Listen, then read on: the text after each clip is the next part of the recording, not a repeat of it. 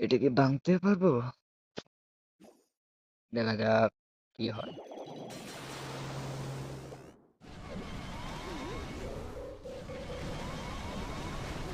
সবাই ইউটিউব পেজটাকে ফলো করে লাইক করে দেবেন আর সাথে থাকুন।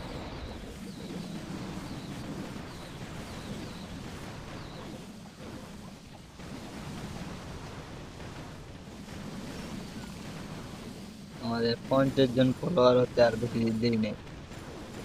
সবাই একটু কষ্ট করে ফলো করে দিবেন।